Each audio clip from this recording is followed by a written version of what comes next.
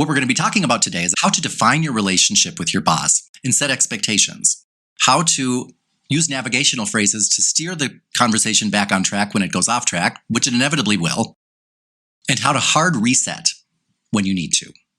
Okay? I'm going to start off with what not to do. So if you're considering doing this, do not do it.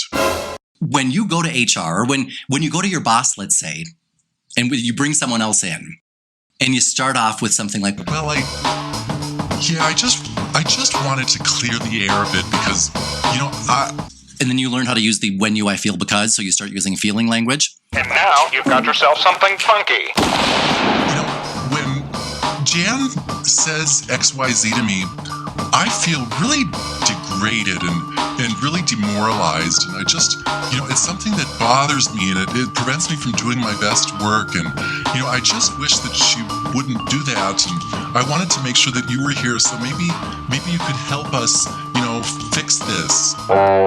Here's what your boss hears. Yeah.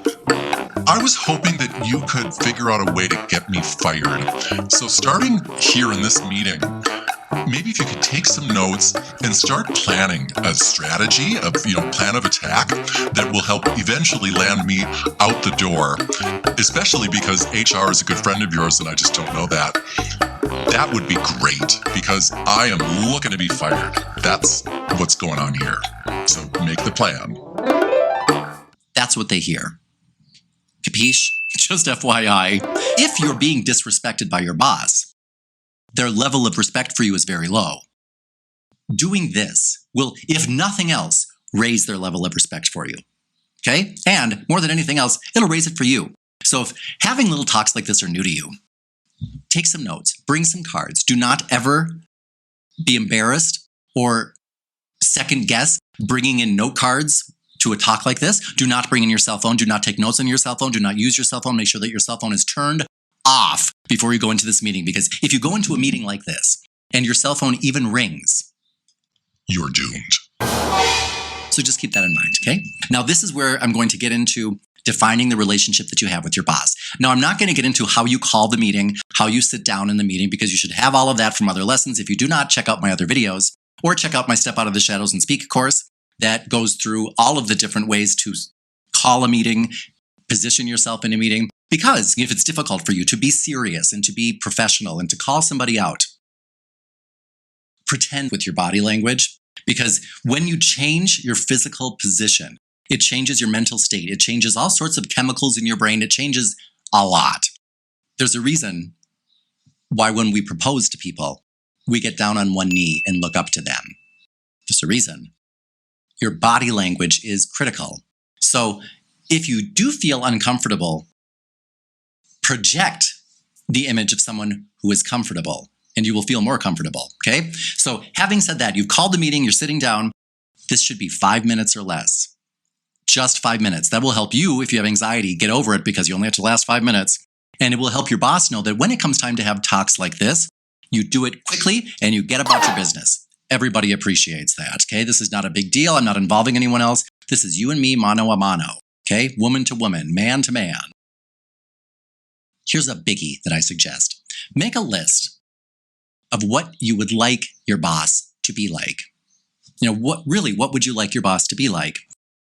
What I suggest if you have trouble thinking of things, if you think, anything but what they are, Google qualities of a leader. And if you Google qualities of a leader, here's what Google comes up with in the search results. Here are the top, I'm going to say 10, I'm just going to pick a few of them. Qualities of a leader. Honesty, the ability to delegate, communication skills is number 3. Should be number 1. Confidence, commitment, attitude, creativity, and inspiration. They inspire people. So how many is that? 1, 2, 3, 4, 5, 6, 7, 8. Okay. Tell your boss this is what you are looking for in them. Because we all have job descriptions where it's clearly laid out what the expectations are of us. If you don't, you should. But what is it that I'm supposed to be doing here? Many of us do not have a relationship description of how our relationship should be with our boss. What are our expectations of them? Because any good leader, any good leadership school, any good leadership course is going to train a good leader to do things like that, to be honest, to have integrity, know how to delegate, know how to communicate, be committed, have a good attitude, be creative, and inspire those around you. That said, if you're working in an organization that does not invest in leadership skills or communication skills, that's unfortunate. Your job might be a little bit harder if you're working for a very small organization, very closely with one person who's just a horrible fit for you.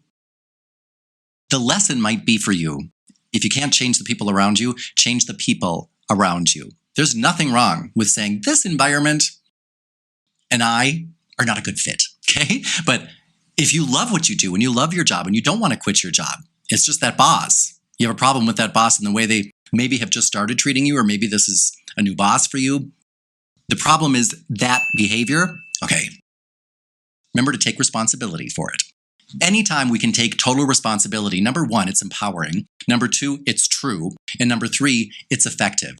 What I mean by it's empowering, if I think that you have anything to do with the problems in our relationship, any piece of the problem that I give to you is a piece of the power I take from me. If I put any blame onto you, ipso facto, I am disempowering myself. I mean, how could I be empowered to solve a problem that I have no part in creating?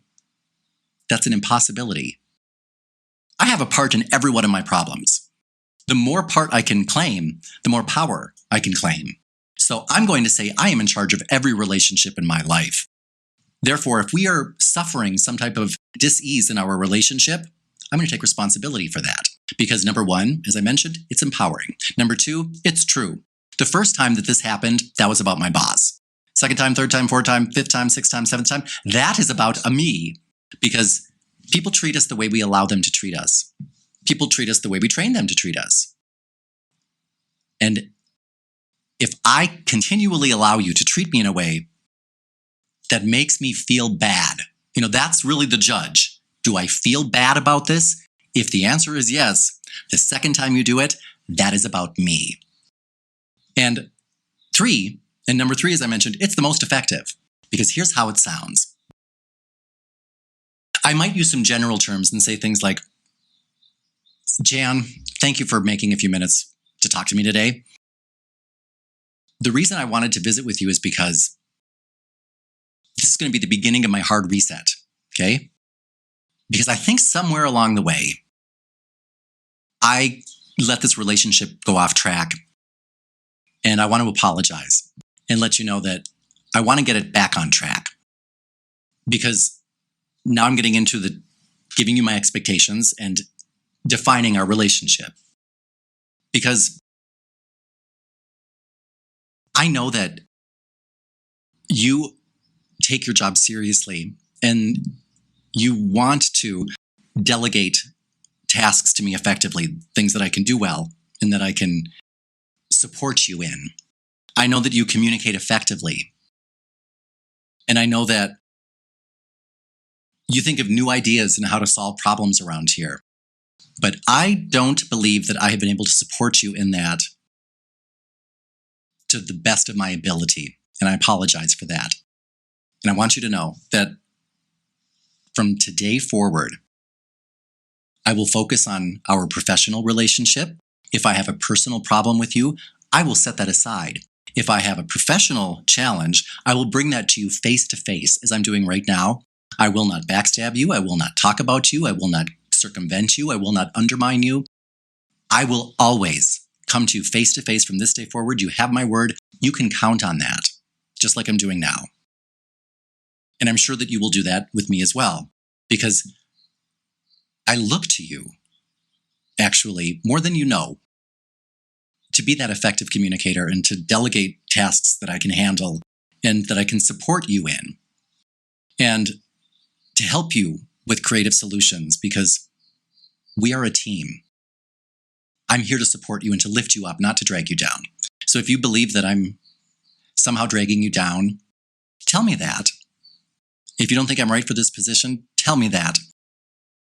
You can always tell me things. You might not know this, but there's nothing that you couldn't tell me that I can't handle. So I know that sometimes when you say things to me that I might perceive as insulting or, sabotaging or, somehow unprofessional, I believe, I might be wrong, I believe that it's because maybe I've created too much of a familiarity and you believe that you couldn't tell me things straight to my face. But I want you to know that you can. And I want you to know that you can always count on me. From this day forward, you can count on me. I am there for you. We are a team. And we should be lifting each other up, not pulling each other down. And I count on you to do that. I can count on you to do that, right? Now, during that time, my boss might try to interrupt me. Do not let them.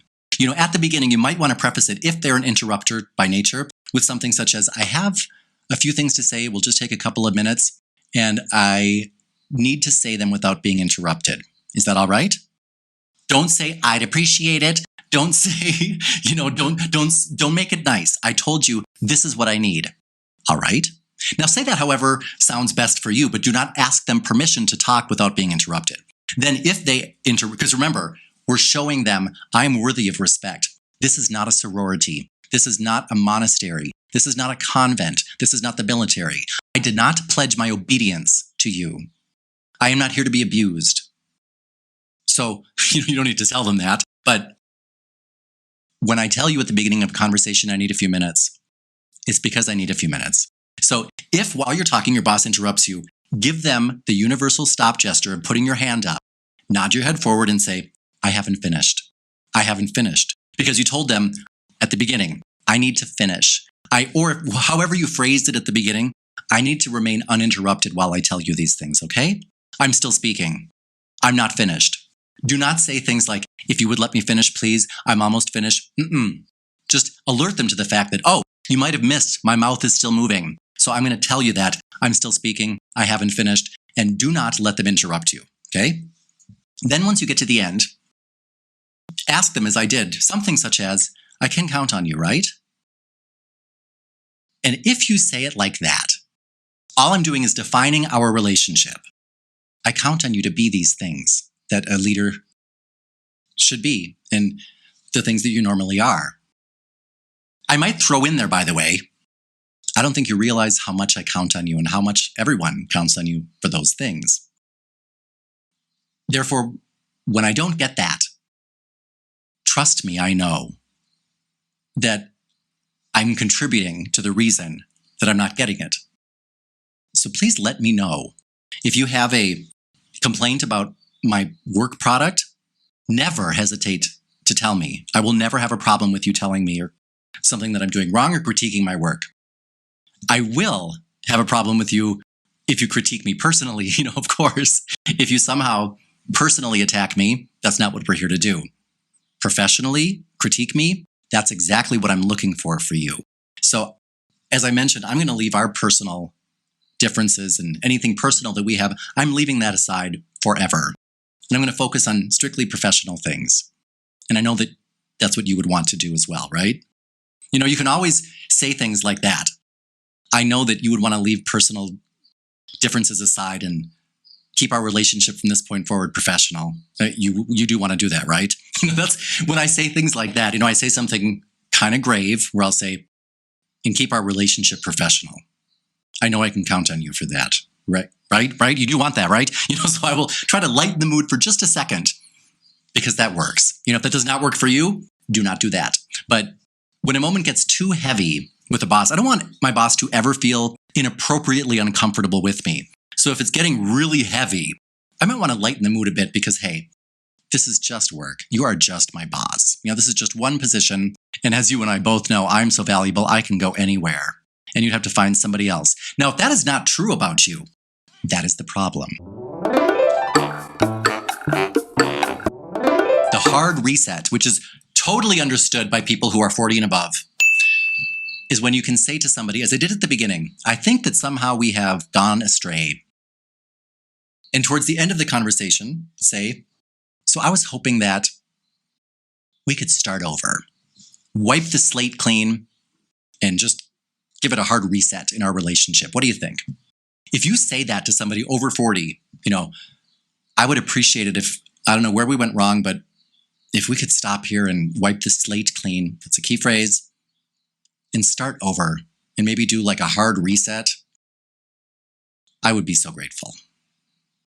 If you say that, people will be like, all right, that is reasonable. Most of the people who we think are unreasonable and don't have a reasonable bone in their body can become quite reasonable when we come to them in a non-threatening, compassionate, understanding way and take responsibility for much, much more than what really is our responsibility. It is amazing how when people let their defenses down because you're letting them know, no harm will come to you with me. None. I'm not here to harm you. I'm on your team, here to support you. I might make mistakes, but I want you to know that that's what I'm here to do. And that's why I'm here to tell you that. People will pass out. They'll pass the out. So get ready and let me know how it goes. And if you feel as though you need that paycheck at the end of the week, remember, the problem is not that you need that job. The problem is that you have not yet sufficiently prepared so that you don't need that job. The problem is that you have not yet honored yourself and those who are counting on you to ensure that you are not tied down or enslaved to any job, but you have done the necessary work to ensure your freedom, true freedom, because you are so in demand you can go any place you want, and while you're looking around, you've got a few months' income in the bank. People do it every day. I know you can do it. If you're watching this, you can do it. That said, let's say now we're, fast forwarding into the future, and your boss, in general, has stopped the pattern. Now, if they don't stop their pattern of abuse and, that type of behavior, watch some other of my videos on how to deal with negative bosses. Maybe you have a narcissist. Maybe there's another way to put it. But in general, when you have a talk like that with your boss and you are clear and direct and you let them know, you can always come to me. Turn the tables a bit. I did a video on turning the tables. Turn the tables and let them know you can always come to me in an honest, straightforward way like this. I will never have a problem with that. And we can clear things up. I won't take things personally, as long as, of course, we stick to work. That's work. And that's what I'm looking for from you. Critique. That's okay. You can say anything about my work. I will have no problem with it. Once you've done that, they might stray. So when they stray, use navigational phrases to get them back on track. A navigational phrase tells people in clear language that they're used to hearing on things like Google Maps or Siri. When you engage in language that people are used to hearing and, as an added bonus, used to obeying the instructions of, it's very easy on the ears of other people to hear phrases and words directed in a way that they're used to hearing and following instructions. So when I use navigational phrases, it's going to be to tell you how we got to where we are, or where we're headed. I'm going to tell you we need to stop or change direction. And then I'm going to tell you where. So it sounds something like this. If my boss, let's say, starts to engage in passive aggressive behavior, and it's just the two of us, I might say something like, Trixie. By the way, that's how to interrupt people if they're on a tear, just keep using their name. Trixie. I think this conversation has gone down an unproductive and somewhat unprofessional path. So I'd appreciate it if we could stop here, if we could pause, if we could back up for a moment and get back on a more productive course and take a more professional route. So I told you how we've gotten to this point where I'm telling you, let's stop, and then where we're going to go. Those are navigational phrases. It seems like we've taken an unfortunate turn, and I think it might be best if we stopped for a moment, maybe got a Coke or took a breath, and then came back here and got on more of a professional, respectful path. What do you think about that? If you said that in front of other people, they'd pass out at your communication skills, and all you're doing is using simple phrases that are navigational phrases saying, how did we get here? What should we do now? And then where are we going in the future? Simple, but use phrases like you would if you were steering a car. And then also, that makes it very simple. Let's say that I'm now in front of other colleagues and my boss decides to say something like, yeah, well, as you all know, we lost the Jones project. Thanks, Dan. right to you and you're like, let's say that you did lose it, but you didn't want to be called out and humiliated like that in front of everybody. Do not let that pass. If your boss is going to engage in that communication in front of other people, don't stoop to that. Don't cause a scene. Don't take away from the meeting, but do respond to it. And a great response is to go back to the meeting that you had and think about the words that you said you were counting on your boss for.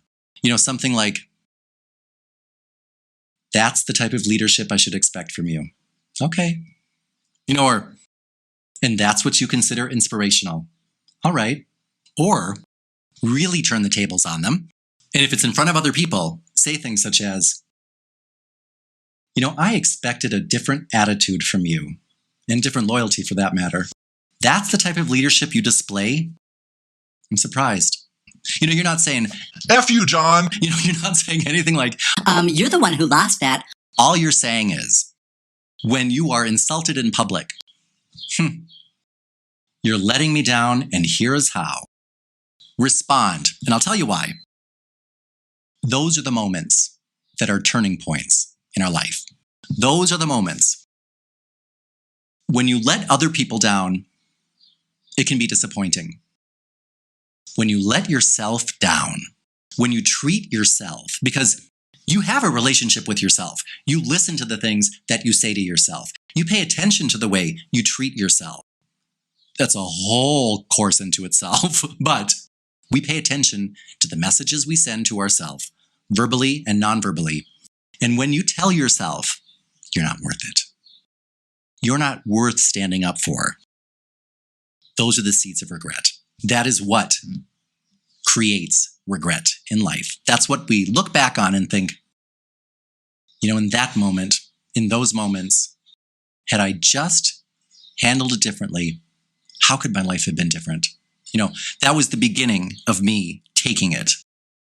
If it's the beginning, don't let that be the beginning of a cycle, because you will always be able to look back and hold your head up high and say, at the end of the day, when you answer to yourself or to your spouse or to your maker, to your father, to your mother, when you answer to that man in the mirror, to that woman in the mirror, when you answer, did I do the right thing? You'll be able to say, yeah, I did. It's worth it. Okay? And I have to always remember that principle. How my boss communicates with me is all about my boss. It has nothing to do with me. How I respond back to my boss, everything about me. Everything. Every word that I speak at work is nothing more than a testament to the person that I believe that I am. Not even the person that I really am, the person that I believe I am. And I have to remember that because I am here about my Father's business. I am here as a reflection of my Father. I have to answer to him at the end. You know what I mean? So that's someone I'm answering to, not my boss. That is a thing of the past. If you are not quite at that spot yet, I hope you get there fast. And if you would like some one-on-one coaching to get some things more specific to your situation, make sure to click the link below for that. And if there are still some slots available, I look forward to meeting you there. And no matter what you say, remember the overriding message above all else. No matter what you say it in a loving way. You can do that. I can help. And no matter where you are, I hope that you have surrounded yourself with people that you love and that love you right back, because you deserve that. This is Dan O'Connor, signing off.